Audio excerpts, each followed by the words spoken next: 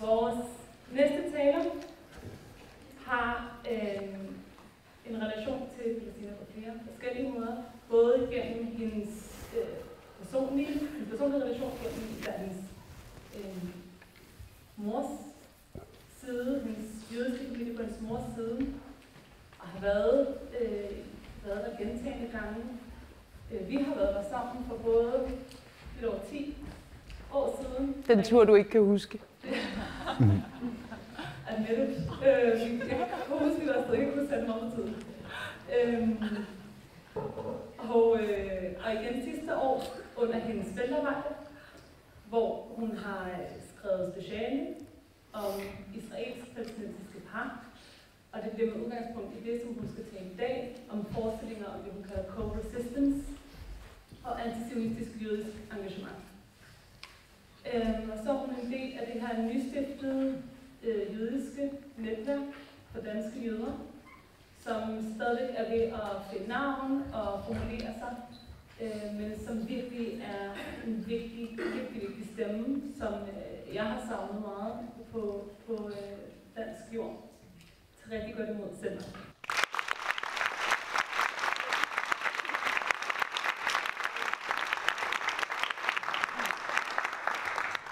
Tak.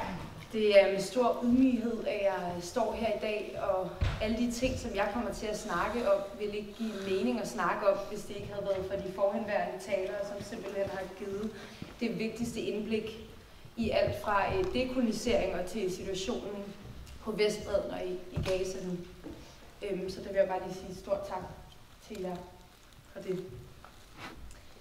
Jeg snakker som sagt på vegne af mig selv, og ikke på vegne af det her nystiftede netværk. Men det er også et netværk, som vi er cirka 80 jødiske personer. Det er faktisk over 1% af det jødiske samfund i Danmark, som er en del af det efterhånden, hvilket jeg synes på en eller anden måde er lidt værd at nævne. Jeg kommer til at tale om antisionistisk jødisk engagement, sameksistens, forestillinger om sameksistens og fælles oprør. Og jeg kommer til at referere til mit speciale, som der er det vigtigt at nævne, at det er et projekt, jeg har lavet i fællesskab med Olivia Lincoln, der sidder derovre, og Maja Sardun, der sidder derovre. Og jeg kommer til at referere til data derfra. Jeg vil gerne belyse det her igennem blandede palæstinensiske israelske par som indgangsvinkel, fordi at det på mange måder kan være en slags prisme for at forstå nationale strukturer. Fordi at jeg mener, at palæstinensiske israelske par bliver portrætteret, mødt og navigerer i en apartheidstat.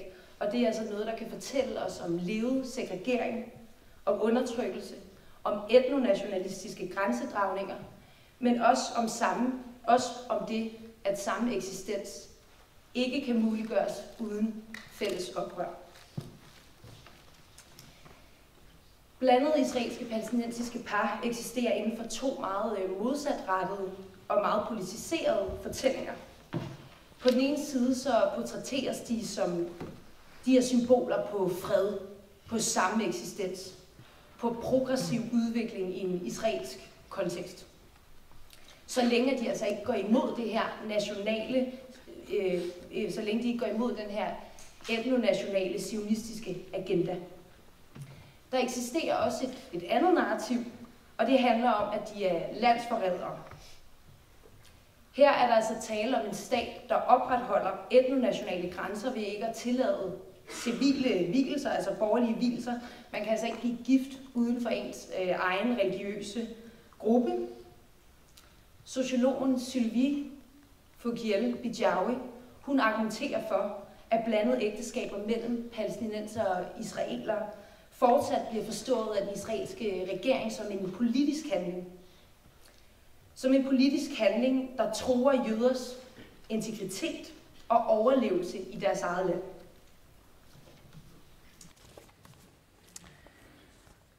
Vi havde også et fokus på aktivisme under vores feltarbejde, og der snakkede vi blandt andet med den israelske komiker Noam Schuster Eliassi, som blandt andet har skrevet det her comedy show, der hedder Coexistence My Ass.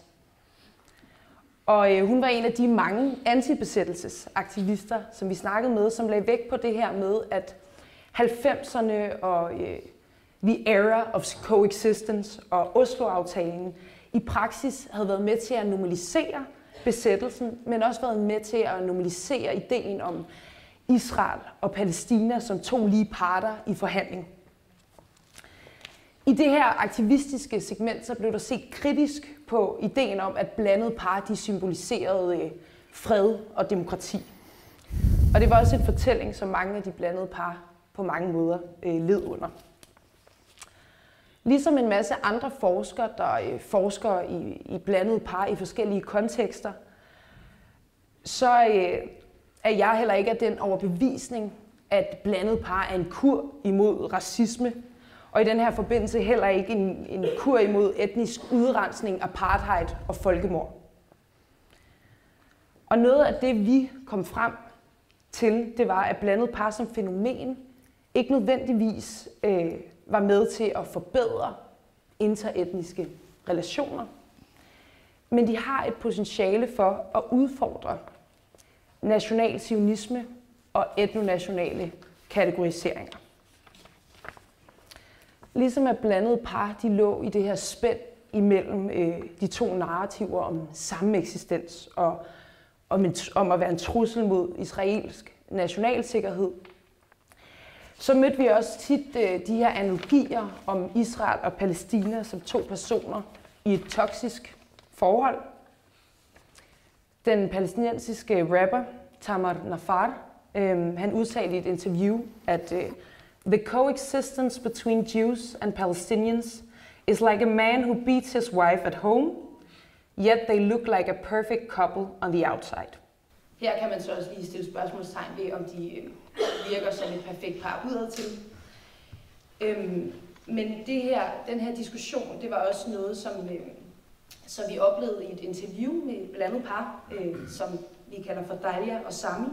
Og de kom op og diskuterer, fordi Sami han sammenlignede Palæstina, Israel med et par, som havde datet i 90'erne, og under Oslo-aftalen blev forlovet, og den her forlovelse blev så brudt under den anden intifada. Dalia afbrød ham og blev ret frustreret og sagde, at det i højere grad var historien om en person, der voldtog en anden og gav offeret skylden for det. Nu hvor det her begreb coexistence og sameksistens på mange måder virkelig klinger hult, hvad så med co-resistance, hvad så med fælles oprør, kan man spørge sig selv.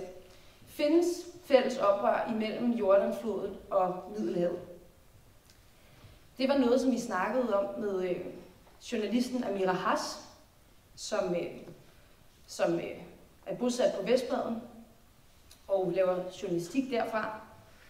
Og hun svarede, at det på ingen måde eksisterede, men at hvis man skulle komme tæt på noget, der kunne være en form for co-resistance, så var det de israelske aktivister, der agerede som human shields i steder som Masafariata for eksempel.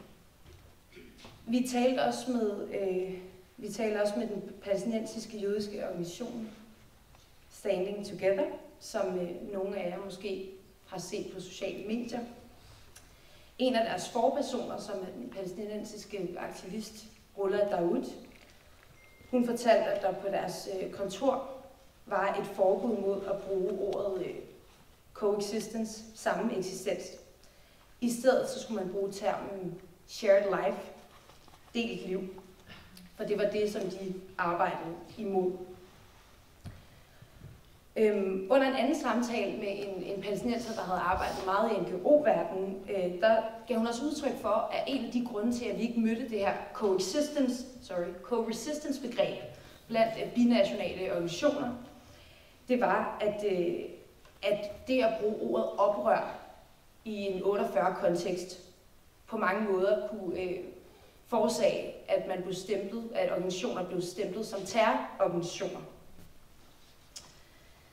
Og det relaterer sig også til de demonstrationer, man ser lige nu mod folkedrabet inden i 48, hvor at aktivister bliver udsat for politivold. Det er selvfølgelig usammenligneligt med, hvad palæstinensere bliver udsat for. Men der er altså tale om demonstrationer med de mest simple budskaber og ufarlige budskaber, hvor at banner bliver revet væk og dømt ulovlige. For et par dage siden så var der en større demonstration, arrangeret blandt andet Standing Together og 20 andre organisationer, med budskabet kun fred vil bringe sikkerhed. Og det var en demonstration, som blev aflyst af politiet, fordi at den blev beskyldt for at opildne til vold. Her er der altså tale om nogle etnonationale grænser, der er så porøse, at det at være i en binational bevægelse, eller det at være i et blandet forhold, det bliver opfattet som en trussel mod settlerkoloniale og etnonationale identitetsforståelser, som den her stat bygger på. Blandt de par, som vi interviewede, så var der en overrepræsentation af par, der havde mødt hinanden i de her binationale bevægelser. Det var blandt andet i Standing Together, det var i Competence for Peace, det var i Sadaka Reut, eller i et landbrugsfællesskab i Bejala på Vestbredden. Og i alle de her tilfælde, så drejede det sig faktisk om flere års engagement i de her bevægelser, før at nogle af de her par fandt sammen. Majoriteten af dem understregede, at de aldrig ville have fundet sammen med en palæstinenser eller en israeler, hvis ikke det havde været for det her længerevarende aktivistiske engagement i de her fællesskaber. Her er der altså ikke tale om en humusaktivisme, hvor folk mødes og spiser hummus og snakker om vejret og snakker om ligheder. Der er rigtig mange undersøgelser, der viser, at unge israelere og palæstinensere i gennemsnit, faktisk hver ung israeler og palæstinenser, som er bosat i 48, har været igennem et initiativ, som handler om dialog, en form for initiativ, der handler om dialog og samme eksistens mellem de her grupper. Og i størstedelen af de her cases, så har de her undersøgelser vist, at det er de færreste, der har fået noget ud af det på længere sigt.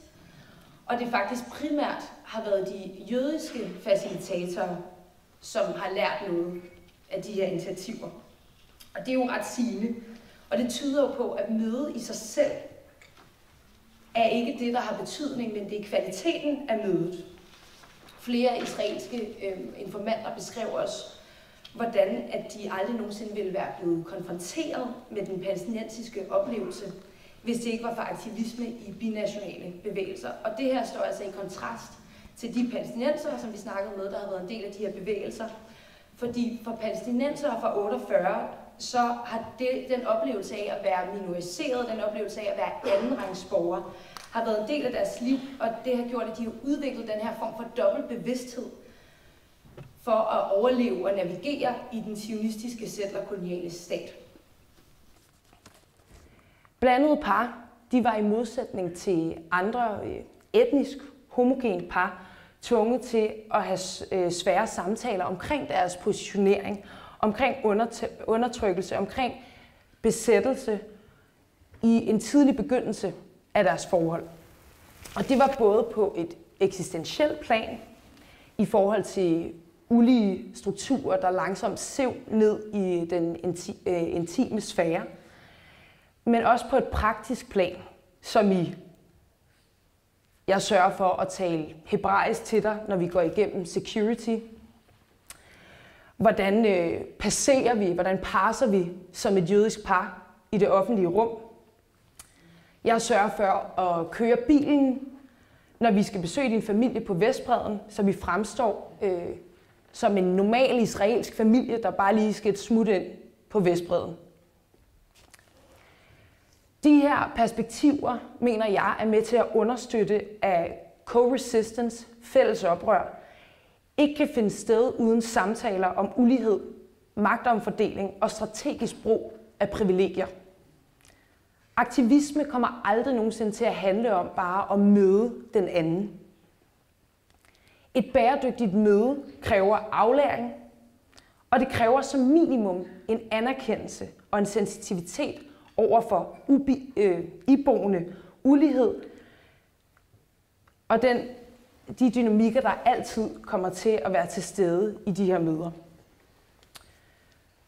Og det kan blandt andet ses i den her samtale, som er en del af et interview, som vi lavede med et par, Ronit og Amir. Og Amir var fra Vestbredden, det vil sige, at han havde ikke israelsk statsborgerskab som mange af vores andre informanter. Og jeg vil læse den her samtale op imellem dem. Ronit siger, det er på engelsk.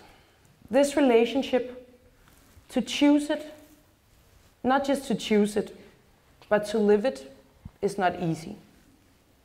I think in general in life, to be in a relationship, even a man and a woman and a woman, a man and a man, just two different people with different habits, is very, very hard.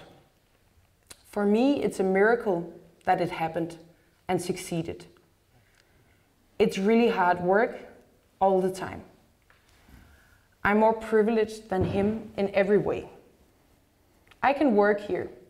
I can be free to go where I want to go. When something political is happening, it influences our relationship. Sometimes I become the Israeli, right? And I say, but it's Ronit, you don't know who I am. Sometimes it's inside the relationship. And even though I'm Israeli, I feel the same as him. There is an occupation and I'll do anything to finish the occupation. Hvortil Amir svarer, Ronit, it's different. You live with the other people, the powerful people. Sorry I say you, but I don't refer to you solely. I refer to the Israelis. Palestinians are oppressed by the occupation. I am Palestinian.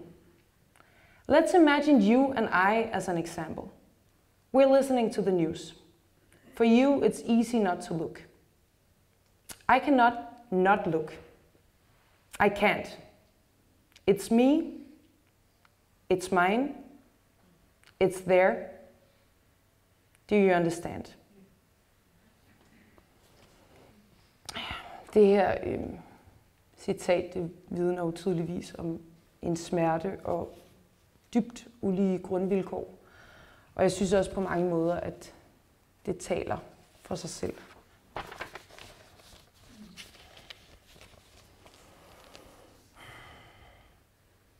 Hvad kan de her blandede par så lære os om antisionistisk aktivisme? Parerne de bliver på mange måder fysiske manifestationer af grænser, og det kræver et omfattende arbejde, som involverer aflæring. Aflæring det var et tema blandt parerne i vores feltarbejde, og aflæring det er også et tema blandt et grundlæggende tema, vil jeg sige, blandt jødisk antisionistisk arbejde og aktivisme. For os som jøder, så indebærer det altså også den her refleksion omkring arven fra Holocaust. For 78 år siden, så gik min 17-årige morfar rundt i koncentrationslejren Theresienstadt, hvor han sammen med sine forældre var tilfangetaget af nazisterne. Og min morfar han var så underernæret, at han ikke kunne kende sit eget spejlbillede efter befrielsen. Hans job i lejren det var at feje døde jødiske kroppe han kendte, kroppe der kunne være hans, op i en container. Og da han kom ud fra lejren, så fejrede alle hans jævnaldrende, at sommeren var kommet, at de var blevet studenter. Og det var lidt som om, at der ikke var hent noget. Som om, at 6 millioner jøder ikke var blevet udryddet. Som om, at mennesker som ham ikke havde tilbragt flere år blandt organiseret død og ødelæggelse. Få år efter, at min morfar var i Theresienstadt, så blev 750.000 af palæstinensere fordrevet fra deres eget land ved etableringen af den israelske stat. Og i dag så er vi i en situation, hvor palæstinensere i Gaza, de går og leder efter deres elskedes lemmer i murbrokkerne. Dræbt, myrdet af konstante israelske bombardementer, alt imens verden ser på, og alt imens israelere ligger på stranden i Tel Aviv. Mine bedsteforældres generation, de så Israel som enden på 2000 års forfølgelse, udryddelse, fordrivelse og tvungen assimilation. Israel, det betød en jødisk eksistensberettigelse.